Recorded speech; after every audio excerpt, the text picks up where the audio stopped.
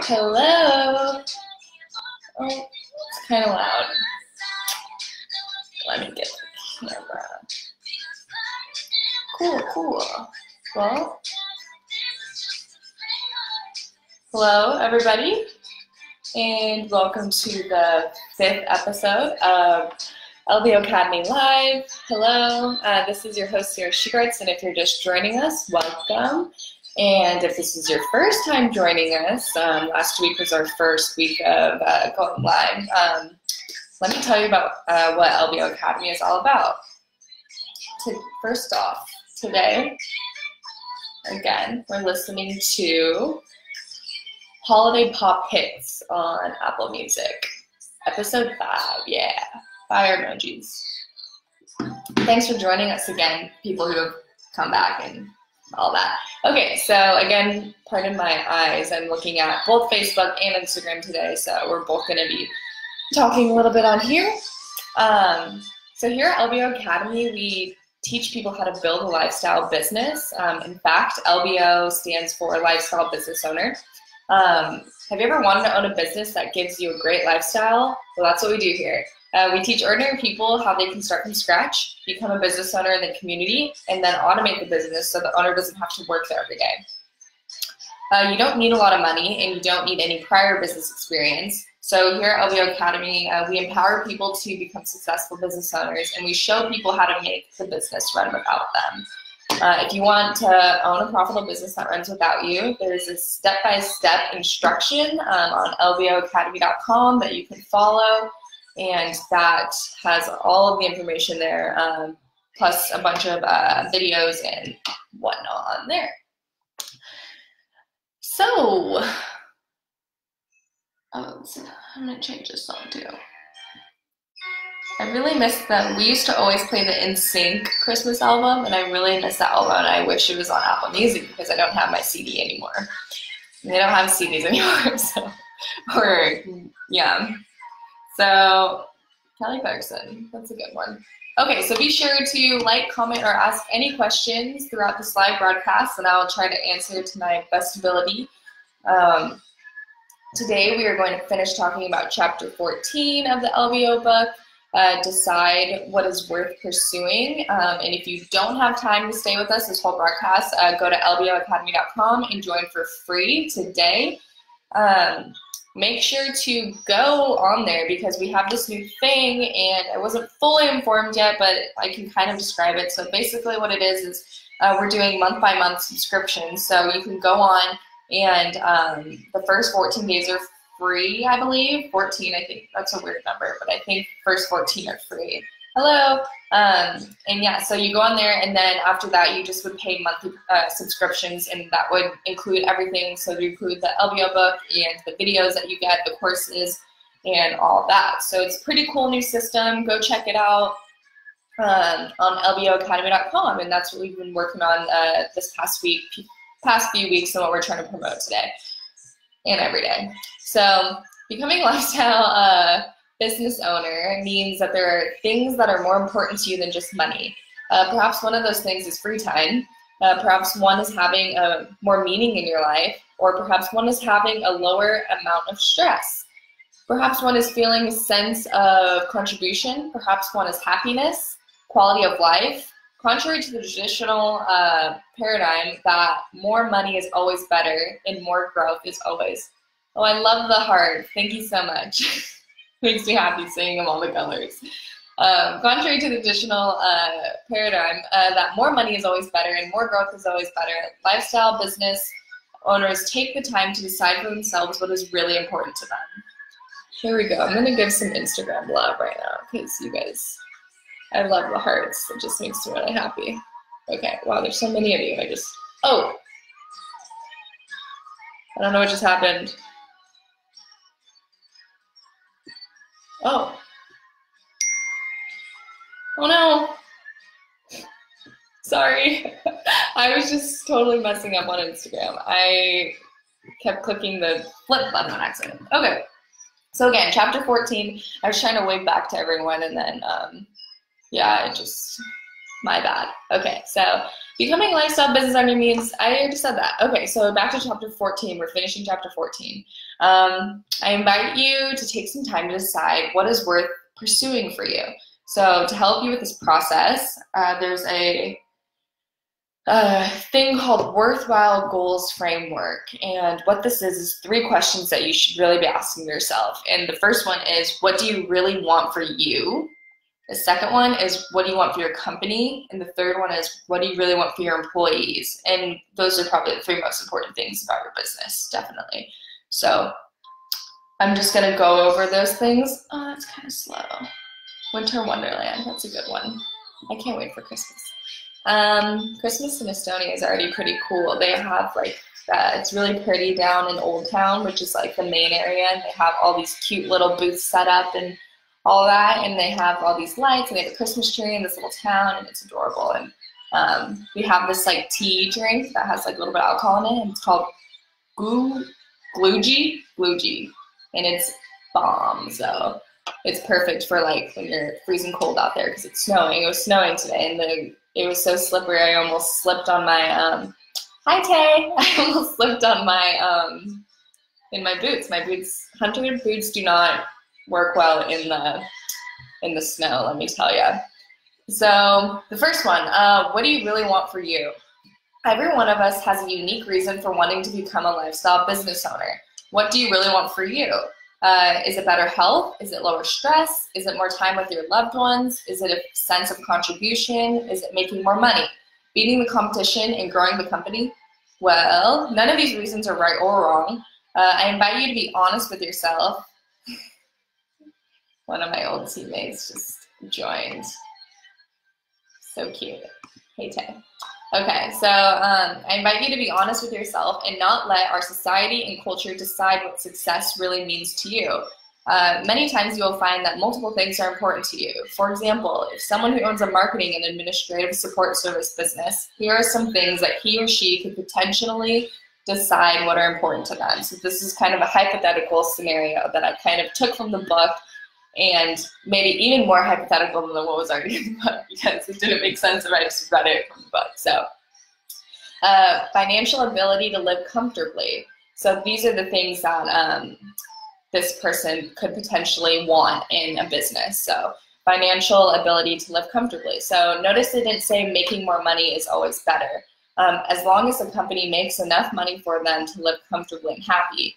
And that's something that a lot of people care about. I'd say that's one of the things that my parents really care about too, because they have 5 kids and they are always on the go and always constantly doing things. And yeah, so one of them will be, watching me at my soccer games, and then another one will be, picking up the little boys. So I think it's a good compromise to have in a business, is making sure that you're comfortable and happy in that way. So that's actually one of the things that one of the things that I definitely want to have in my life when I start making some bread. But for right now, minimum wage, it's cool. Okay, next one. Environmental stewardship. This person cares a lot about the impact their company has on the environment.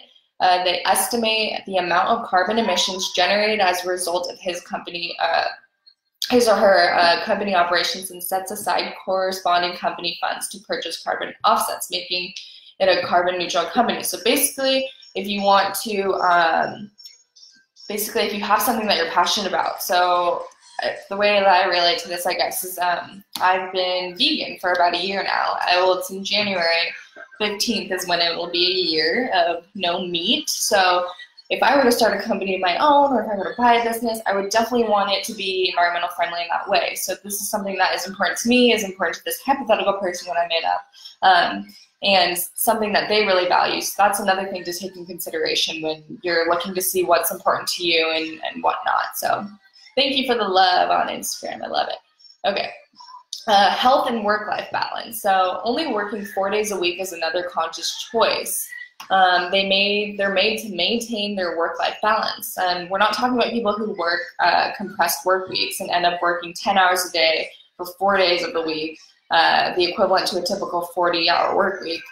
This person takes off Wednesdays, and works 8 hours a day on the remaining days. And at some point in the future, when the time is right, they may choose to rearrange their life and business to work even few hours. So health and work-life balance, that's honestly just like how it's worded, you know? Like, I think it's really important, health and work life. I mean, if you're not healthy, then you can't enjoy what you want to do, you know, in those times, and in your workplace, in your life place. That's what I was going to say, but I didn't say it, but I ended up saying it. In your life balance area as well. So definitely having a healthy mental state, being able to get enough sleep, all that is so important. Being able to work out, being able to do different things that you love. If you love to do yoga or something like that, all those things are very important, I think. So it all comes full circle, right? I guess, like, for me, my job is to play soccer. So it's important to me that, you know, I'm working out every day, or, you know, just constantly, I guess, making myself better at my craft. And I think that's something that, like, you can do by also taking that time off and those breaks and enjoying your life. Yes. Next is stress level. Having a low stress work environment is another measure of success for them. Some work environments are highly successful and have made deliberate choices to choose work that doesn't stress them out. If you're too stressed out in your job, then you need to find something that'll just, like, give you some zen. Like, I guess, like, what I do when I'm stressed is I really like to read science fiction books, and I've gotten really into it. Being over here, I've literally read like 5 books about vampires, and it's the best thing ever. They're like I read like a trilogy, and it was amazing. So, I mean, having something that, like, you know, just takes you away, and, like, having something, you know, that relieves that stress is very important, and something that should be important to everyone, because no one likes to be stressed out, and no one likes that. Search for the book, but it seems not to translate to Arabic. English the only choice. Oh, okay, I wasn't sure about that. I will ask the author about that question, because that's important, and we want everyone to be able to read it. So yes, thank you. I will put that in my notes. Okay. So personal growth is another one. So another area that is important to this person is whether they are growing as a person as a result of owning a business. So are they becoming a person that they want to become? Are they taking time at the end of the day to reflect? Are they getting humbler? Are they getting kinder or harsher? Are they getting more assertive? And this all has to do, to own a successful business, you need to be able to grow as a person, and you need to be able to have that willingness to grow. And just like with anything too, you know, I guess I only can relate things back to soccer, because that's been my whole life for my past like 18 years, maybe even more. So, I mean, I think it's very important to be able to be criticized and take that criticism effectively, and to learn how to grow from that instead of crumbling, I guess, not learning, instead of like crumbling down. So I think that's very important to be able to have like healthy criticism and being able to accept that, because everyone's trying to be the best version of themselves in whatever they're doing. So I think that's really important that you give yourself the opportunity to, by just having like an open mind about anything. Like, think of everything as just like, you know, something that's going to make you better, a better person, a better business owner, a better family member. I just shot something at the camera. It's a piece of rice on accident. Okay, so what one person wants may be very different from what you really want. So their measures of business success may be different from yours. So I think it's important to figure out, what do you want for you? And it's easy to, you know, like look at what is important for other people who are also successful, but, you know, like, you don't measure your success off of other people's success. That just isn't what's going to make you happy, right? So I think it's important that, you know, you figure out what you want. And what I learned, especially in college, is I made all my decisions writing them down on paper and doing a pros and cons list. And my assistant coach told me to do this my freshman year. And she wrote down all the pros and all the cons. And I've done that for literally every decision I've ever made since college. So I think that's really helpful too. Is just making sure that, like, you know, whatever you're deciding to do, it's right for you and only you.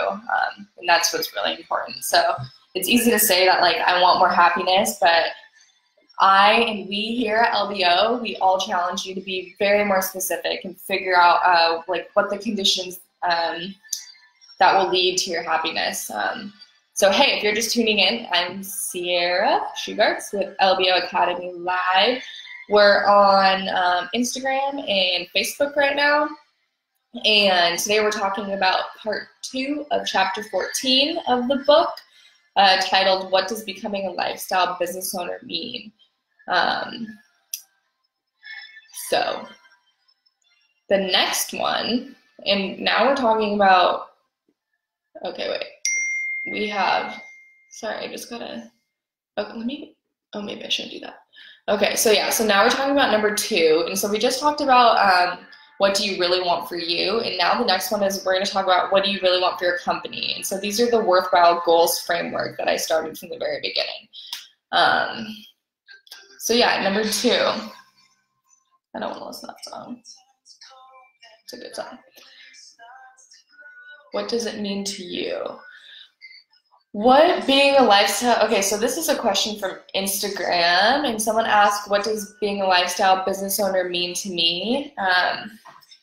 I guess it's different for everyone, right? So like when my parents first started this, I think it means something completely different than like maybe what it means to me, but I mean, I am my mother's daughter. So I would say what it means to me is just being able to have like the freedom to be not only successful in something that you love to do, you know, and it's something that, you know, that you can work hard on, like have it as your own, but also have the freedom to do other things that you want to do. And having like, you know, like just being happy, right? Like I think anything that you do, like you should definitely take pride in and do that to your best ability, you know. And I think being a lifestyle business owner, it just gives you that ultimate like freedom, you know, to like not only work really, really hard at something, but also to like take a step back and like enjoy like the little moments of life. So yeah, so that's what it means to me. Thank you, Danny. So yeah, number 2, what do you really want for your employees? So once you've given some thought about what you really want for yourself, I invite you to think about what you really want for your employees. Do you want them to feel financially secure about the state of your company? If so, do you want your employees to know how the company is doing? Do you want your employees to love the place they work at? If so, do you know how your employees really feel about their work environment? Do you want your employees to have a balanced life as well? Do you know how many hours your employees spend on their daily commute to work? Do you want your employees to grow as people as a result of being a part of your company? Do you want them to become more capable over time? Do you want your employees to be healthy and full of vitality? Do they work through lunch? Do they take breaks? Do they burn out? Are they stressed to the max? Do you want your employees to feel valued by their supervisors and coworkers? Lifestyle business owners take time to write down what they really want for their employees. And I would say this is a huge aspect of my parents' work and like what they really pride themselves on. I was talking to my mom the other day, and I was like, oh, like, what are you doing today? You know, I was like getting ready for bed because it's nighttime here. And she was like, oh, I'm actually going and I'm gonna go like congratulate one of our operational managers or something for being with us for 10 years or something. And I was like, wow, that's really cool. And, you know, and they just like little things like that, and like going out of their way to make their employees feel special is something that they really pride themselves on. And I think that's really cool, and it creates a really cool company culture, and people feel valued in that sense. And then they want to work hard and work and do things for you. So I think that's really awesome and something that everyone should consider in their businesses and if they have employees. Caring about the well-being of your employees doesn't necessarily mean you need to offer the most comprehensive benefits. But like I said, like she was just bringing balloons and stuff, like just like little simple gestures, you know? So there's a big difference between throwing a benefits package at someone and being a business owner who genuinely cares. Thanks for the love. I love those hearts. I wonder how they are different colors. I wonder if do you get to choose the color you heart at me? Or, I don't know. I know plenty of disempowered and unhappy employees. Well, I don't, but I'm reading off of this for a sec. And who work at companies that offer great benefit packages such as excellent health insurance, 401k accounts, and life, nope, random, yep, I don't know either. In life insurance. Employees can feel it when the business is a heartless machine that doesn't really care. As a business owner, your genuine desire to care for your employees' well-being often means more than the types of benefits you actually offer. Is the music too loud? I can't really tell. Okay, you may be surprised to learn that many business owners don't really care about their employees, and they see their employees as replaceable parts, and the well-being of their employees matters very little as long as the business makes a lot of money for the owners. And you see this more so with like a lot of, I guess I wouldn't say small businesses, I would say bigger businesses. And I hate to say it, but like Amazon, and I love Amazon, but yeah, they work their workers into the ground, you know? So I invite you to be honest with yourself and write down what you really want for your employees and how you feel like you can make a difference in their lives as well, because that will ultimately just like do like a whole like kumbaya, just like everyone feeling happy and everyone loving the company and each other. Okay, number 3. I love this song, and it's with Michael Bublé. I love him, and his Christmas album rocks. I just saw it was on Facebook, and it was like Michael Bublé and what's his name? The country singer. Oh my gosh, I'm totally blanking. Some country singer, but his voice is really good. But Michael Bublé, oh my gosh, his voice is amazing. So, number 3, what do you really want for your company? So now that you've thought about what you really want for yourself and what you really want for your employees, the next step is to write down what you really want for your company. Hello. I probably won't do a joint right now, but maybe in a couple weeks I'll do something like that, because people keep requesting to like split the screen with me, but I don't know I don't know if I'm allowed to do that. So maybe I'll just like talk to the big man, the boss, aka Aaron Muller.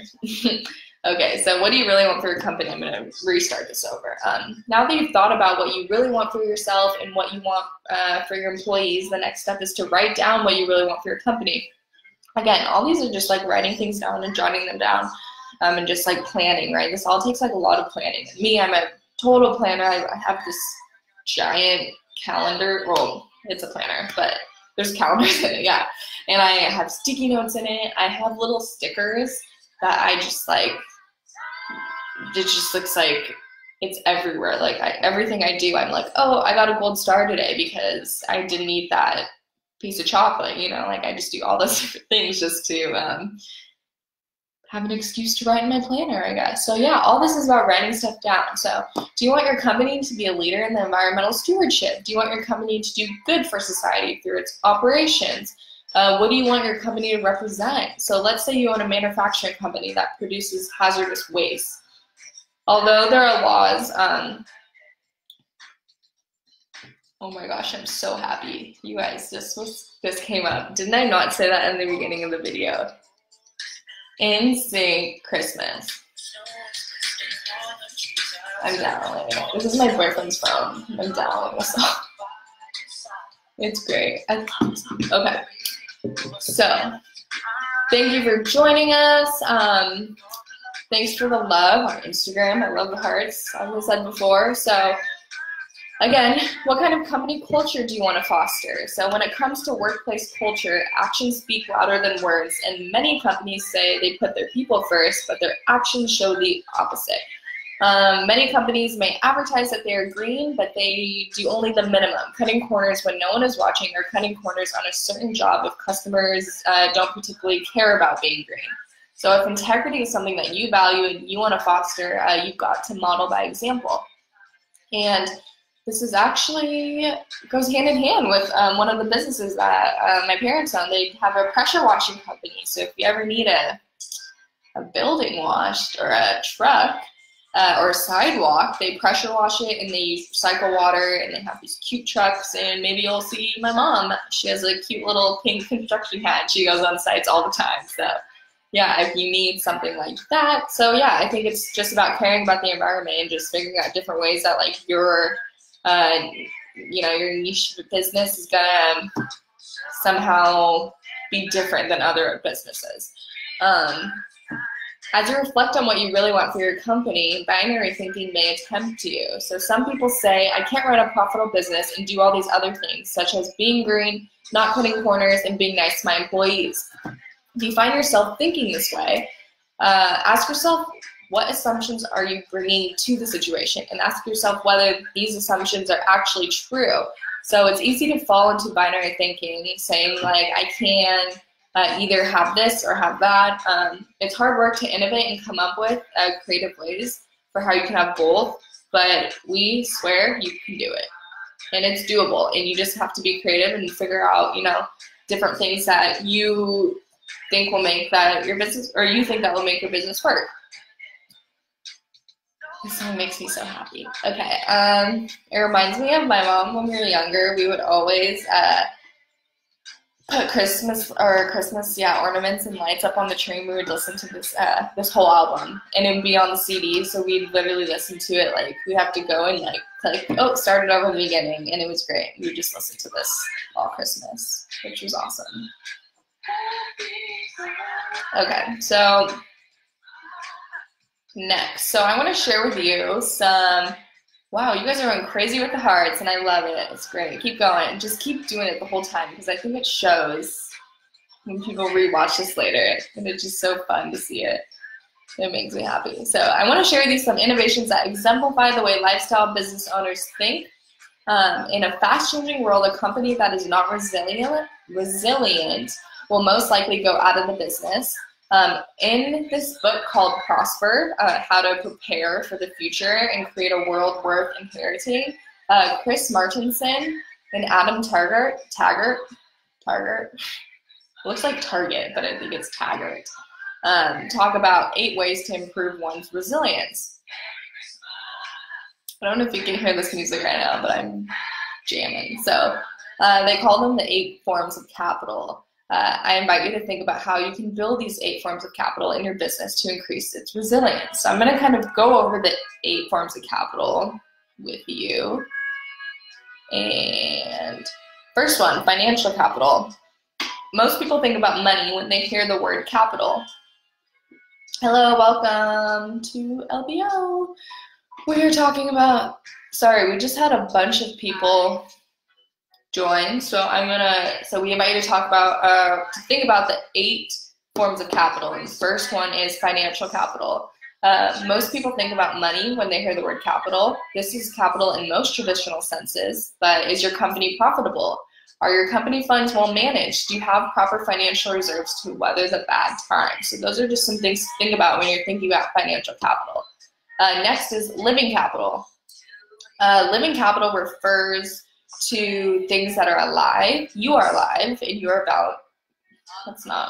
you are alive. Are you valuing your health? Your employees are alive. Are you valuing their well-being and vitality? Nature is alive. Is your business killing nature or helping to keep nature alive?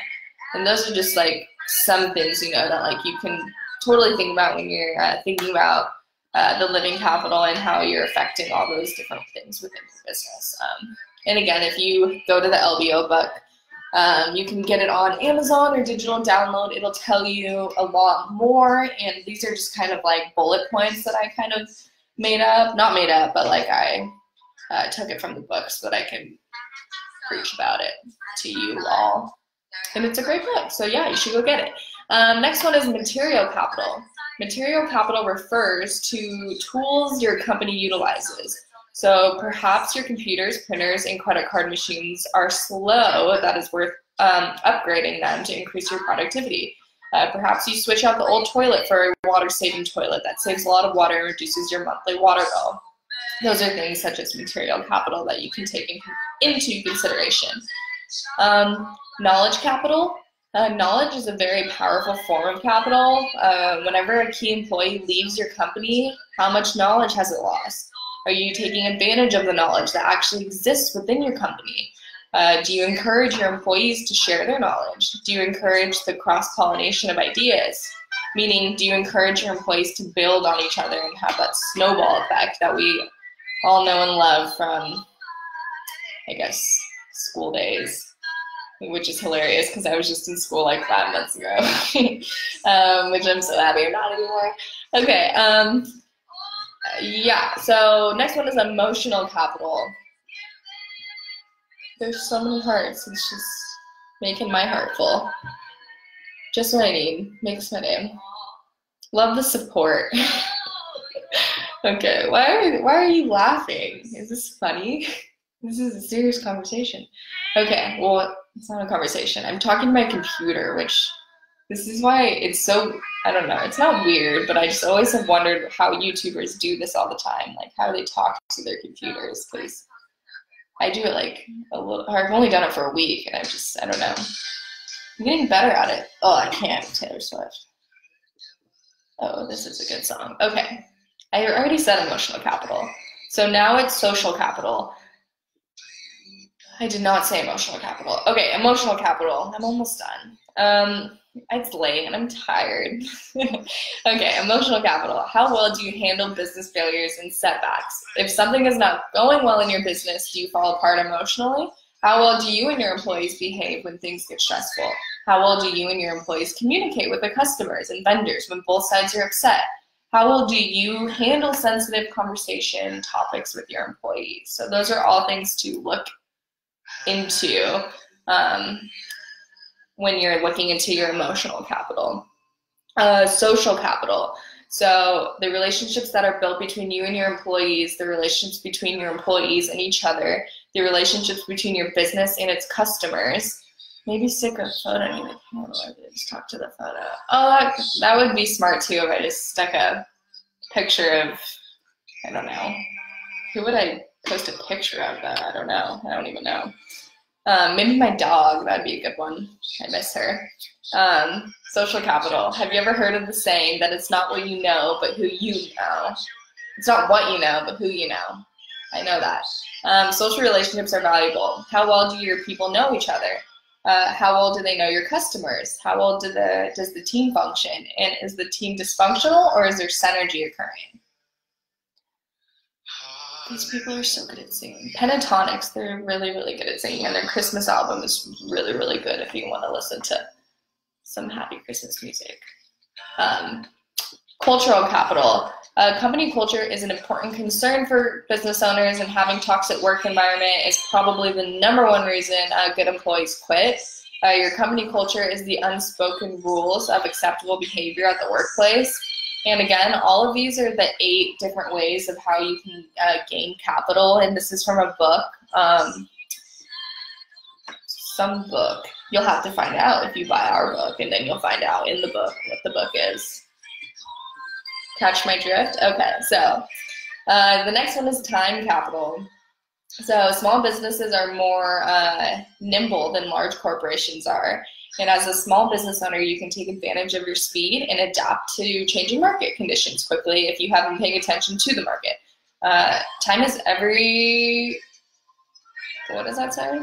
Time is an ever-depleting resource. And are you putting your time to its best use? Are your employees putting their time to the best possible use? That was a tongue twister. How are people spending their time? It can be a reflection of what they truly value. So thinking about how you can develop these 8 forms of capital will help you and your business become more resilient over time. Resilience building is one example of social innovation. I just heard someone outside. Kind of scared me. Resilience is building one example of a social innovation that exemplifies how lifestyle business owners think. Yes, building financial resilience is important. So, but financial capital is only one of the 8 forms of capital. So, to learn more about all the good stuff that I just talked about in this episode in chapter 14. Yeah, and how you can maximize. Okay, so what I just talked about is how you can maximize all your forms of capital. So you'll have to go to lboacademy.com and get your book, your LBO Academy book on digital download or on Amazon. And make sure you go to lboacademy.com and sign up for over 100 course videos on how to become a lifestyle business owner. If you missed any part of this broadcast, be sure to subscribe to our YouTube channel so you can get a replay of this entire episode of me. If you are just joining us on Facebook or on, I guess you can't like on Instagram, but if you're just joining us on Facebook, be sure to like our Facebook page, go to the Lifestyle Business Owner and hit that like button. If you're just joining us on Instagram, I think this will be reposted on the story so you can watch it as many times as you want. And make sure to put your questions, comments on everything, and I'll be uploading the YouTube. I said it again, the YouTube. Make sure you look at our YouTube because I'll be uploading it there as well. So that will be another way to access it. There's also a bunch of videos on there, cool videos. You're welcome. I appreciate you all listening, and this is awesome, and I love the love that is here on Instagram. So, again, my name is Sierra Shigertz, and I talked about chapter 14 of the book, and be sure to check out our webpage on LBO Academy. So have a great rest of your evening, and tune back in tomorrow. I'll be back at the same time, so 4 p.m. Pacific time and 7 p.m. Eastern time. So, peace out, LBO.